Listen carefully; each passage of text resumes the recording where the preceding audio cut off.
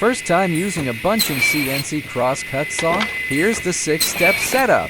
Step 1. Power up and initialization. Turn on the main power switch. Wait for the screen to boot up and complete the automatic initialization process. Step 2. Parameter setup. Measure your raw timber. On the touchscreen, input the total timber length, the trim allowance head trim size, and your desired feed speed. Press the reset button, and the pusher arm will automatically move to the starting position. Step 3. Loading the timber. Place the wood on the in-feed table. Crucial, ensure the end of the timber is perfectly aligned and flush with the pusher plate. Step 4. Input cut list. Enter the required lengths and quantities for your finished pieces on the screen. Step 5. Start cutting. Press the saw blade start button first, followed by the start button. The machine will now begin the automated cutting process.